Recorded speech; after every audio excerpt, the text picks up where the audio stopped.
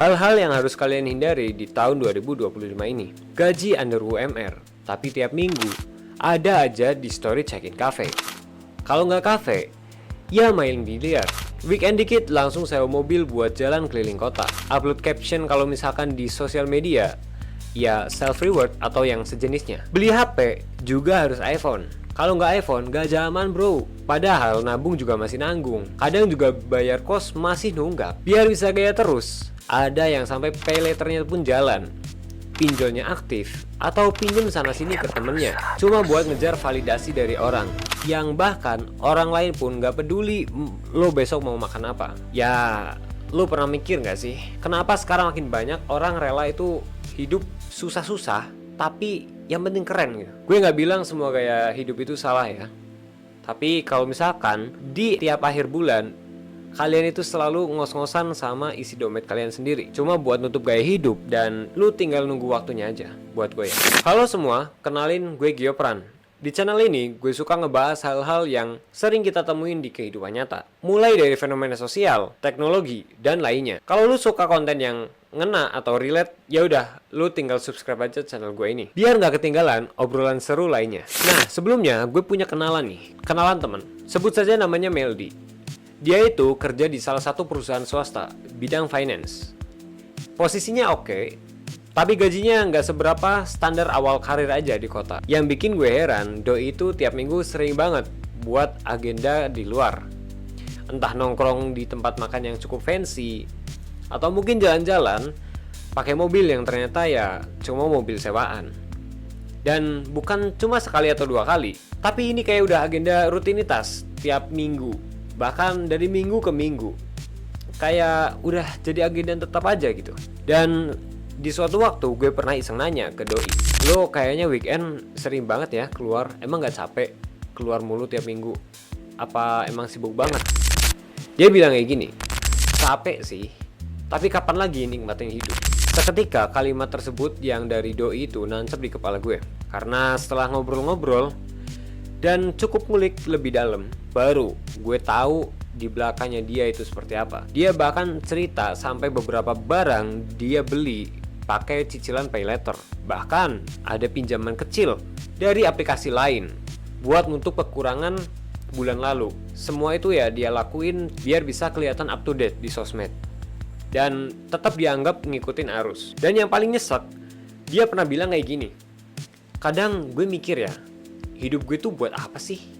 Abis scroll TikTok, tapi kayak otomatis aja pengen keluar dan ngelakuin hal-hal yang sama kayak orang lain. Doi ini bukan tipikal orang pemalas gitu ya. Dia juga rajin dan orangnya pun nyambung kalau misalkan diajak ngobrol. Tapi ada satu hal yang bikin dia itu kejebak sama gaya hidup yang pelan-pelan mulai menyiksa diri sendiri. Kadang gue juga ngelihatnya kasihan sih. Karena tiap kali dia pengen bilang enggak, ada kayak semacam rasa takut. Kalau misalkan dia bilang enggak, takut dibilang gaul, takut dibilang ketinggalan, takut dibilang biasa aja. Dan dari situ gue sadar kalau sekarang banyak sekali orang yang hari ini tuh hidup bukan buat diri sendiri, melainkan buat ekspektasi orang lain doang. Yang dimana kita takut kelihatan gagal bukan karena kita gagal beneran coy, tapi kita gagal karena kita nggak bisa pamer apa-apa. Masalahnya bukan cuma di Meldi ini, kasusnya udah kayak semacam pola gitu. Dan parahnya, sekarang kayak dianggap wajar. Kita hidup di zaman dimana yang lebih penting itu bukan apa yang lo punya, tapi apa yang bisa lo tunjukin. Media sosial jadi panggung. Lo sibuk cari validasi sana sini, nyari like sana sini, dan lo ngerasa biasa aja gitu. Scroll dikit di TikTok, tiba-tiba lo pengen makan di tempat yang mahal. Lihat IG story temen daki gunung, lu langsung ikutan. Terus lu mungkin ngebandingin hidup lu sama temen lu sendiri, jadi kayak hidup gue kok flat banget ya. Dan lihat orang lain juga mungkin ganti HP, lu jadi pengen ganti HP. Semuanya lu lakuin tanpa mikir jangka panjangnya seperti apa. Inilah yang banyak orang kejebak sama FOMO, atau istilah yang biasa disebut itu fear of missing out, dimana takut ketinggalan sama tren. Ya takut kelihatan aja nggak update, takut ketinggalan nggak punya pencapaian.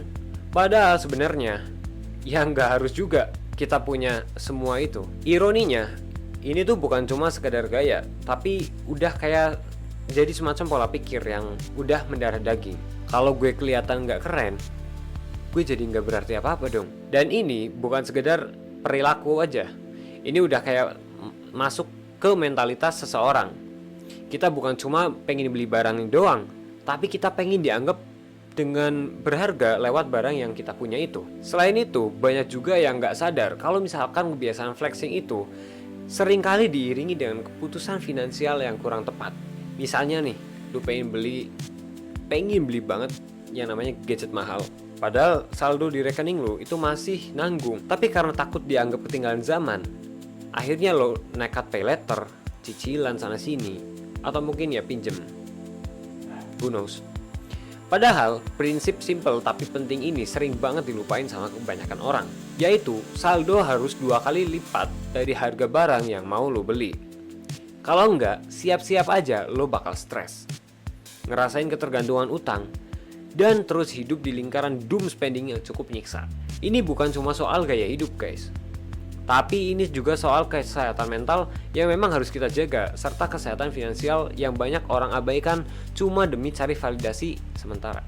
Ini contoh aja ya guys ya. Kalau misalkan lu pengen beli HP baru nih, taruhlah harganya 7 juta. Lo pastiin dulu saldo minimal lo itu yang harus ada di rekening itu sekitar 14 juta. Ini bukan buat bikin lu takut atau pelit gitu ya, cuma buat ngejaga aja dari rasa stres dan jebakan utang yang bisa bikin hidup lo itu tambah runyam nantinya. Kalau nggak ada safety cushion, siap-siap aja lo bakal ngerasa stres tiap ada kebutuhan mendadak. Bahkan bisa sampai ngutang buat nutup kebutuhan sehari-hari. Itu cukup bahaya guys. Jadi sebelum lo kelihatan keren, pastiin dulu lo pegang uang yang terkendali sama kondisi finansial lo sendiri. Karena hidup itu bukan cuma soal pamer, tapi soal gimana bisa hidup dengan nyaman, aman, tanpa beban pikiran apakah gue bisa makan dengan tenang besok, dan gue juga gak ada tanggungan utang sana sini. Gue pernah ngobrol lagi sama salah satu teman gue yang lama, sebut saja namanya Andro guys. Nah dia juga seumuran sama gue ya, kerja di salah satu PT lokalan, dan beda kayak si Meldi sih menurut gue. Tapi dia juga punya cerita yang beda. Awalnya si Andro ini ikut-ikutan gaya hidup kayak teman-temannya yang lain. Dia nongkrong di tempat hits, beli baju yang fancy, atau beli gadget tiap kali ada keluaran terbaru. Tapi suatu saat si Andrew ini kena masalah gitu guys, urusan finansialnya sendiri. Seketika bikin semuanya itu berubah. Dan pas dia butuh dana darurat, dia baru sadar rekeningnya itu udah habis, tabungannya juga nggak ada, utang juga menumpuk. Ya dari berbagai pinjaman juga itu. Akhirnya doi itu panik, stres, dan mulai ngerasa hidupnya itu berantakan. Dia cerita, waktu itu rasanya kayak jatuh ke dalam jurang nih, tapi nggak ada yang bisa nolong. Teman-temannya pun tetap jalan terus dengan gaya hidup mereka sendiri, sedangkan dia harus terseok-seok lah, istilahnya terseok-seok, atau mungkin berjuang dari bawah gitu, karena dengan masalah finansial tadi. Dari situ si doi ini sadar kalau misalkan gaya hidup yang pamer gitu harus dibarengi sama kesiapan finansial yang oke. Dimulai ngatur uang dengan lebih disiplin. Salah satu prinsip yang dia pegang yaitu tadi, jangan pernah beli barang yang lo itu nggak punya 2 kali lipat uangnya di rekening. Kenapa? Karena kalau nggak, lo bakal nanggung sendiri rasa takut, utangnya, stres, burnout, dan lain-lain. Intinya nggak tenang gitu. Buat Andro, ini bukan soal pelitnya, tapi lebih soal kesehatan mentalnya dia sekarang. Keselamatan hidup dan keselamatan mental dia. Karena dibalik semua gaya keren dan caption healing di media sosial, itu tuh nggak berarti apa-apa, kecuali bisa bangun pagi, relax, pikiran plong tanpa mikirin, wah hari ini ada utang, hari ini ada tagihan. Tidak, itu tidak akan tenang guys. Jadi buat lo yang mungkin nonton sekarang ya, ingatlah, hidup itu gak cuma soal kelihatan keren aja. Hidup itu harus bisa lo manage dengan bener, nikmatin apa yang lo punya tanpa was-was, dan lo bisa bangun dengan rasa seneng gitu. Bangun tidur itu rasanya plong, gak terbebani sama hal-hal lain. Nah setelah lo itu tahu cara ngatur keuangan yang bener dan mulai nerapin disiplin kecil buat ngecek pemasukan dan pengeluaran keuangan lo, gue mau lo itu bisa mikir jauh lebih lagi soal visi hidup lo. Lo pengen hidup kayak gimana? Masih pengen hidup dengan penuh gaya, yang penting kelihatan keren, walau tiap akhir bulan juga ngos-ngosan? Atau mungkin lo bener-bener bisa menata kehidupan lo buat 5, 10, sampai 15 tahun ke depan lagi biar lebih aman secara keuangan, secara finansial gitu. Dan gak terbebani sama plot-plot utang yang memang bikin ya lu itu stres sendiri gitu.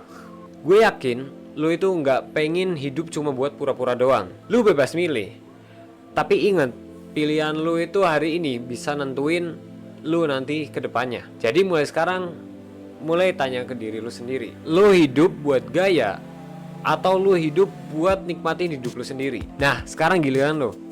Pernah gak sih lu ngerasa terjebak antara pengen gaya hidup keren tapi kenyataannya juga pas-pasan? Atau mungkin lu lagi berusaha keluar dari utang dan pengeluaran yang gak penting? Ceritain lah kalau misalkan kalian punya pengalaman kayak gini di kolom komentar. Gue juga pengen ngobrol dan belajar bareng dari kalian semua.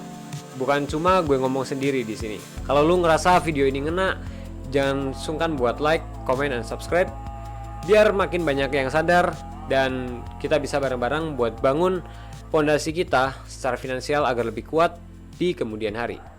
So, thank you for watching and see you on the next video. Bye bye.